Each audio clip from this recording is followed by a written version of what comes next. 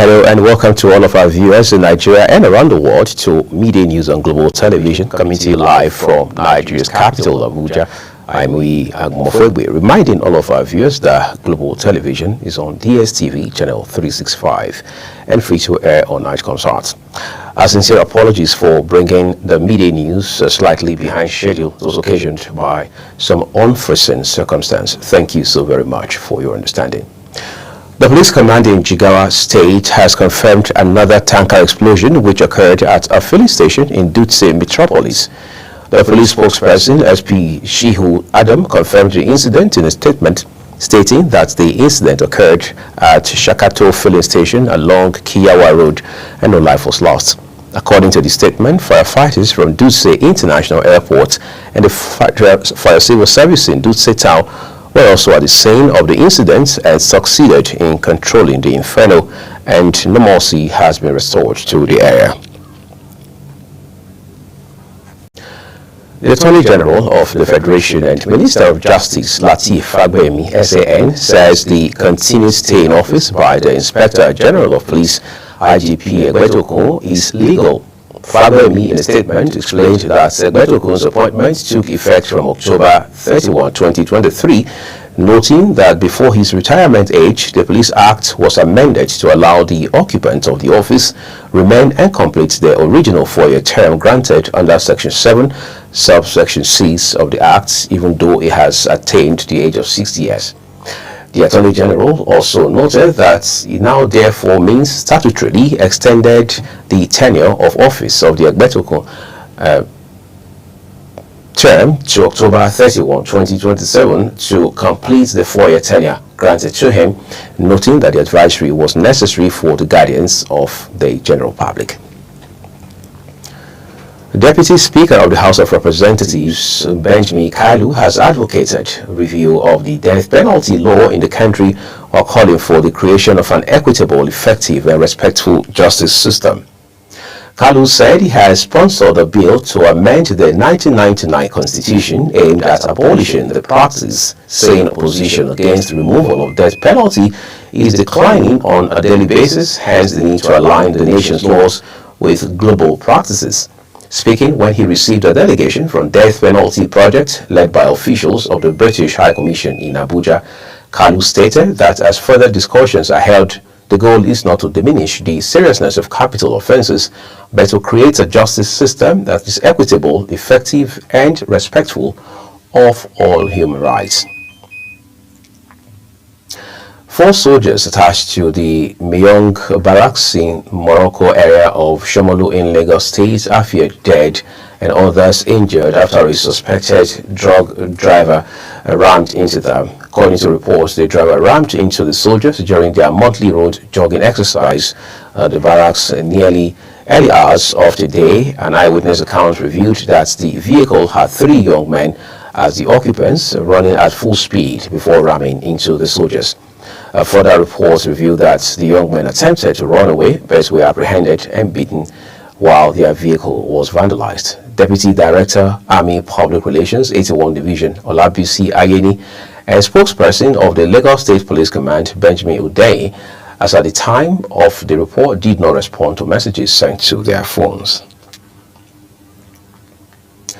Let's turn to Nigeria's southeast, where Imo State's government has reinforced its commitments to improving healthcare delivery through technology. This was stated as at a 3-day training program focused on digitizing data management in all 305 basic healthcare provision fund facilities organized in partnership with the World Bank and begun in Owerri, the state capital. Our correspondent Amarachi Ibi was there in our report. State government, through the Ministry of Health, Primary Health, Social Services and Health Insurance, in partnership with the State Primary Health Care Development Agency, introduced the DHIS2 platform for efficient data management. Declaring the event open on behalf of the State Governor, Hope Uzodinma, the Commissioner for Health, Prosper Success Onyara, described the initiative as a pivotal step in modernizing the state healthcare system, stating that it will enable the ministry plan effectively and respond promptly to the health need of the people. And you must make sure that whatever you learn here today, you start imputing. One, the health insurance people will no longer be doing the paperwork with you again in your facilities. Please make sure you learn what to do. All know that. Please do your very best. So on behalf of His Excellency, Distinguished Senator Hope Uzodinma, I declare this training open. In her welcome address, Reverend Sister Dr. Maria Jonas Uzoma, Executive Secretary of the Imo State Primary Healthcare Development Agency, emphasized the importance of digitalization in improving healthcare delivery across the states. We want to change the face of the primary health centers in Imo State. You know that His Excellency is planning, in fact he has approved the renovation, revitalization of 150 health centers in Imo State. Very soon they will wear new look. Imo State Insurance Agency and Dr. Adeniyi Adeniro, representing the coordinator of World Health Organization in Imo State, with both commending the government for prioritizing healthcare initiatives. On behalf of the staff and management of the Imo State Health Insurance Agency, I want to thank you, most importantly, for the wonderful work you are doing in these communities. And to also let you know that data is life. You cannot speak to what you are doing in the communities without data. This is our state. I will must make sure in one way or the other we project the state in the good light by giving our services as we have been trained for the best of the good people of this state. Thank you and God. Of WHO, I first want to thank the leadership of the Ministry of Health, Honorable Commissioner Dr. Prosper Success. I want to thank the executive secretaries. I want to thank the leadership at the local government level and the data managers, that is the MI officers, for bringing this together. I want to assure you that we'll continue to partner with you, we'll continue to be associated with you, and we'll continue to be proud of you in Imo State. With this forward-thinking initiative, Imo State government continues to lead in adopting technology for health improvement. From Owerri, Amarachi Ibe, reporting for Global TV News. Well, thank you so very much, Amarachi. The certification Nigerian security arising from internal conflicts within Lake Chad are believed to be responsible for the long decade food insecurity in the region. On the second day of the Lake Chad Basin Governors Forum, participants appear united in addressing food insecurity across the Lake Chad region. Global Television correspondent Idris Jibrin has the report. For centuries, the Lake Chad region has been largely regarded as a source of economic hub in Africa. However, the lack of infrastructure and more recently food insecurity arising from climate change and conflicts have left the region in what many have described as a sorry state, with the government and other humanitarian agencies in the region now working towards a permanent solution. Something that has been on for a very long time. Subsequently, then we had internal conflicts, not regional in terms of transboundary conflicts, but internal conflicts. Most of the countries around the Chad Basin, especially during the pre-independence time, there were internal conflicts, some even post-independence. Then of course in the 80s, there were regional issues between Nigeria and Chad, and then you had rebel groups springing up in those areas. Those conflicts really impacted seriously on the economic well-being of that region. Experts say 50 million people in Africa are food insecure, and that in 2024 alone, Nigeria had lost over 850 metric tons of food due to conflict and climate change. Within the Lake Chad region, for instance, the low rainfall in Borno State and other neighboring Lake Chad countries requires permanent solution by first providing climate-resilient crops to farmers across the region. In this zone, it's usually below 500 millimeters. Crops can hardly do without irrigation. This is a natural factor that we need to consider. Down northern Borno State, up to the Republic of Niger, Dipa province, and then up to the north of Chad, rainfall is very low. In 2020, in our region, West Africa, we had 15 million of persons in food insecurity. Despite all the effort that we did, today we have 50 million of persons in food insecurity in our region, in West Africa. That means that in 5 years, we increased the number of persons in food insecurity by 35 million of persons, despite all the effort that we are doing.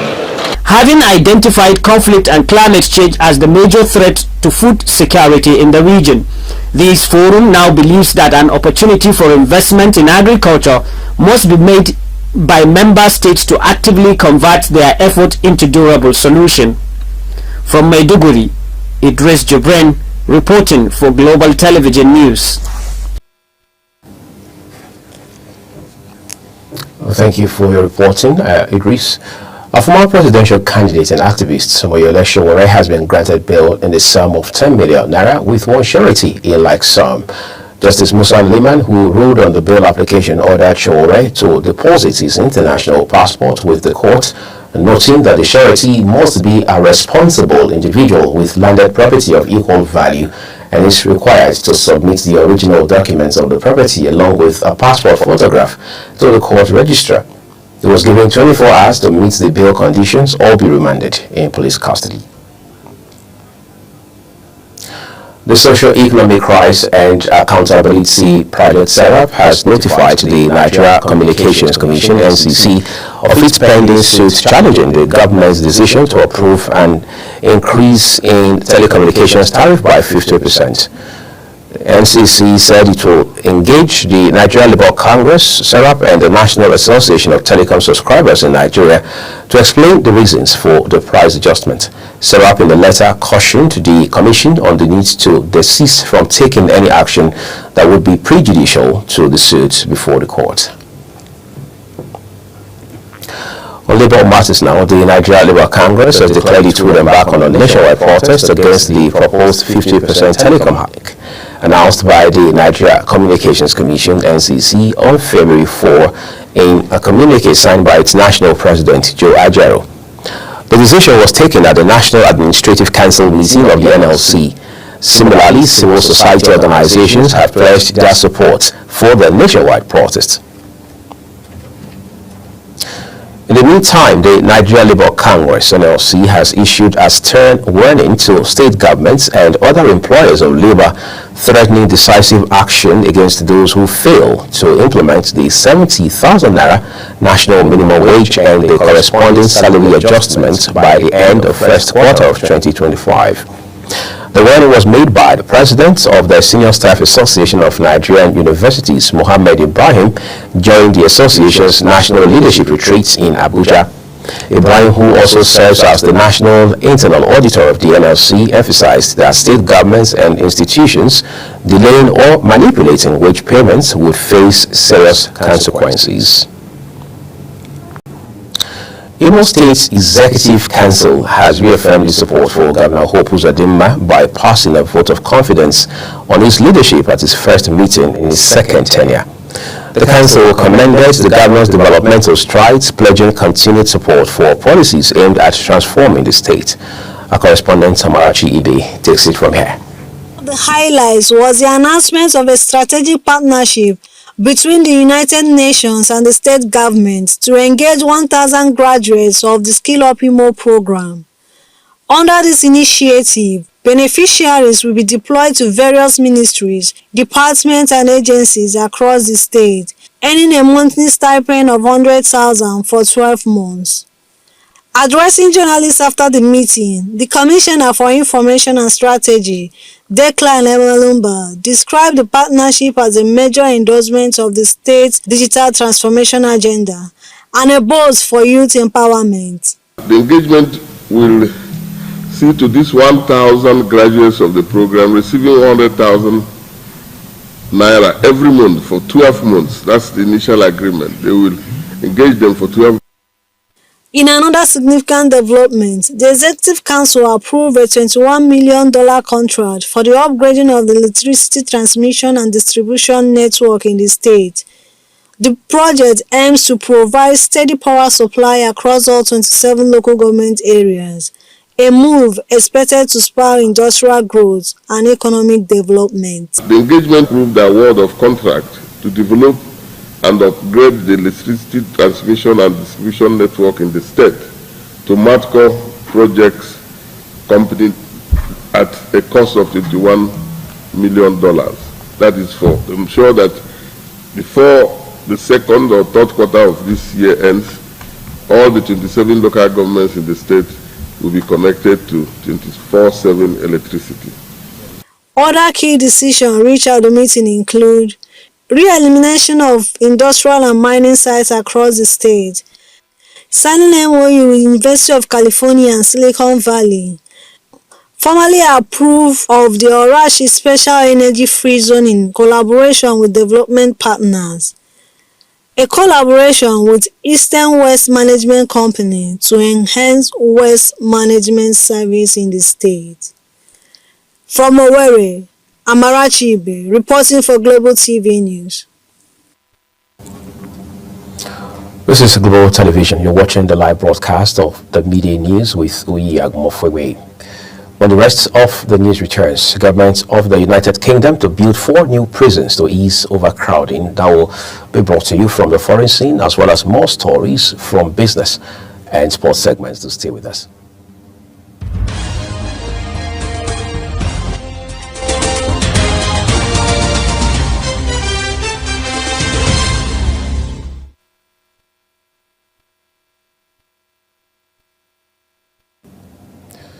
Well, thank you for staying with us, everyone, on the Midday News here on Global Television, coming to you from Abuja, Nigeria's capital.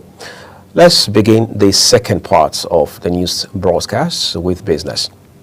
The European Union, EU, has unveiled a 3-year grant worth €300,000 to strengthen the Secretariat of the European Chamber of Commerce in Nigeria, to enhance advocacy and deepen engagement with stakeholders. EU Ambassador to Nigeria and the Economic Community of West African States, Gitia Miot, disclosed the grant during Eurocham's 25th Annual Stakeholders Conference in Lagos, describing the financial support as a major step in improving EU-Nigeria trade relations. Miot noted that the financial support will allow the Chamber strengthen its Secretariat's administrative capacity and expand external activities and advocacy work on behalf of its members, stressing that the support would create a more conducive business environment, enabling Eurocham to promote trade and investment between Europe and Nigeria. Diaspora remittances through international money transfers operators, IMTOs, rose massively to $4.18 billion in the first 3 quarters of 2024, about 79.4% above the $2.33 billion in the same period of 2023.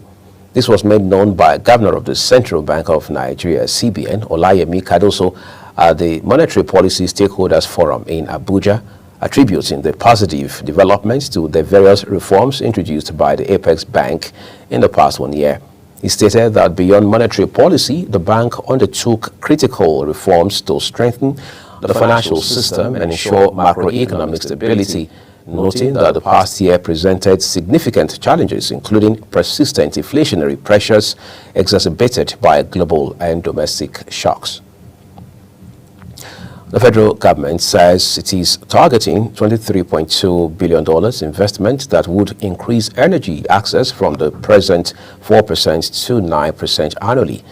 This was contained in a statement by Minister of Power Adebayo Adelabu, noting that the government said the private sector is expected to bring in $15.5 billion for its energy access program tagged the National Energy Compact. The program, which is being spearheaded by Minister of Power, will close energy gap, boost access to clean cooking solutions from 22% to 25% annually, expand renewable energies share in the power generation mix from 22% to 50%, and mobilize $15.5 billion in private investments to drive last-mile electrification. And now to the foreign scene, Moscow has accused the Ukrainian troops of killing 22 people in an occupied Russian village, including 8 women who were allegedly raped before being executed. Ukraine controls dozens of border settlements in the Kursk region of western Russia since launching a surprise offensive in August, and says about 2,000 civilians still live in areas it occupies.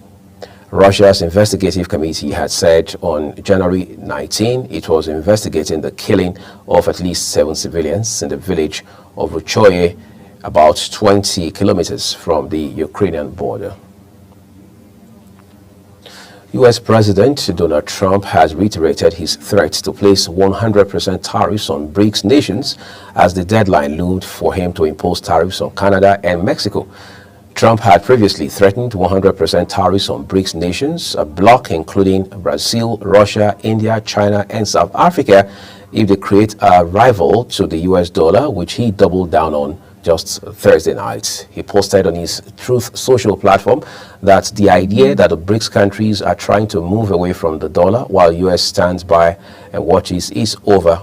Trump's comments on possible BRICS tariffs came days before a February 1 deadline is set shortly after taking office, where he would place 25% tariffs on neighbors Canada and Mexico unless they crack down on illegal migrants crossing the US border. The UK government has announced plans to build 4 new prisons by 2031 to ease an overcrowding crisis, which triggered the early releases of hundreds of inmates this year. Justice Secretary Shabana Mahmood set out the 10-year plan to ensure there is, quote, always a place in prisons for dangerous offenders, end of quotes, with the prison population in England and Wales ballooning in recent years. The measures, which is part of a program launched by a previous Conservative government to create 20,000 new prison spaces, a scheme which it is now estimated could cost up to £10.1 billion and double the original budget, involves finding 14,000 additional prison spaces in the next 7 years, including 6,500 places through the 4 new prisons. And now time to pursue some excitement in the world of sports. Super Eagles forward Victor Boniface has returned to training with Bayer Leverkusen after seeing his potential €15 million per season move to Saudi Pro League side Al Nassr cut off. The Leverkusen man, who was excused from training and their matchday squad for UEFA Champions League on Wednesday, was quick to share a picture of himself and some of his teammates in training on Thursday in the wake of the announcement. Although negotiations seemed to have gone swiftly between Leverkusen and Al Nassr, transfer reports say the deal did not eventually get a nod from the Saudi team. Ruben Amorim says Manchester United's progress to the Europa League last 16 with a 2-0 win over Romanian side FCSB will be crucial to his bid to revitalize his troubled team. Amorim's men recovered from a patchy first half in Bucharest to secure the top 8 finish that guaranteed automatic qualification for the last 16 on Thursday. Diogo Dalot broke the deadlock on the hour with a close-range finish from Kobe Manu's cross, and the provider turned scorer 8 minutes later as the England midfielder tucked away Alejandro Garnacho's pass. Meanwhile, Manchester City now face the stiffest test of their recent revival when they travel to Arsenal this weekend as Bournemouth seek to take down Premier League leaders Liverpool. Third place, Nottingham Forest hosts Brighton, hoping to banish memories of last week's 5-0 hammering at Bournemouth, while slumping Tottenham aim to top the Rots at the Brentford. Pep Guardiola's Manchester City have won 4 of their past 5 Premier League games to climb back into the top 4 after a miserable run of results. Spain's disgraced former football chief Luis Rubiales goes on trial on Monday over his first case of star striker Jenny Hermoso that triggered global outrage. The affair has made Hermoso an icon of the fight against sexism in sport and generated soul-searching in Spain and beyond since erupting in 2023. Prosecutors have demanded 2.5 years in prison for Rubiales, 1 year for sexual assault for the first kiss, and 18 months for coercing Hermoso to cover up the scandal.